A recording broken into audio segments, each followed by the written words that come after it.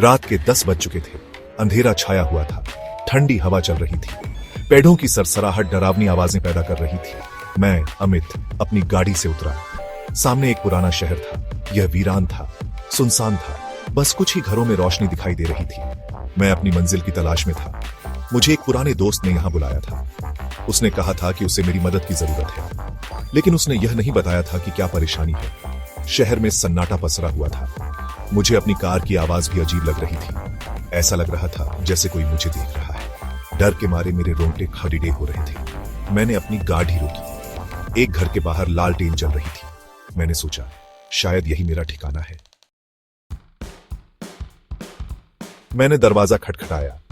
एक बूढ़ी औरत ने दरवाजा खोला। उसका चेहरा झुर्रियों से भरा था। उसकी आंखों में डर साफ दिख रहा था। क्या आप अमित हैं? उसने धीमी आवाज में पूछा। हाँ, मैं अमित हूं, मैंने कहा। और आप? मैं रमा हूं। अंदर आ जाओ। उसने मुझे अंदर बुलाया। घर अंधेरा और ठंडा था। हवा में नमी की गंध थी। मेरे बेटे ने आपको बुलाया था, रमा ने कहा। वो कल रात से गायब है। क्या हुआ था? मैंने पूछा। वो इस शहर के बारे में पता लगा रहा था। कहते हैं यहां भूतों का साया है, रमा ने डरते हुए कहा। अगली सुबह मैंने रमा के बेटे विजय की तलाश शुरू की। शहर के लोग डरे हुए थे।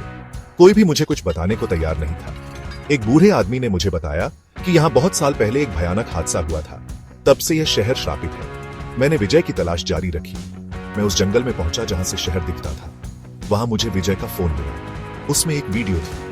वीडियो में विजय डरा हुआ दिख रहा था। पीछे से अजीब आवाजें आ रही थी। फिर कैमरा घूमा और एक परछाई दिखाई दी। एक लंबी काली परछाई जो हवा में तैर रही थी। फिर वीडियो कट गई। मैं डर गया था। क्या वो सचमुच भूत था? क्या विजय को भूतों ने उठा लिया था, या फिर यहां कुछ और चल रहा था? मुझे जवाब चाहिए थे। मैंने ठान लिया कि मैं इस रहस्य को सुलझाकर ही रहूंगा, भले ही मुझे अपनी जान ही क्यों न देनी पड़ी। डीडे मैं वापस उस जगह गया जहां मुझे विजय का फोन मिला था। मुझे कुछ सुराग ढूंढना था। तभी मेरी नजर जमीन पर पड़ी ढी। वहां एक निशान था। एक अजीब सा निशान जो मैंने पहले कभी नहीं देखा था। यह क्या था? क्या यह इस रहस्य की कुंजी थी?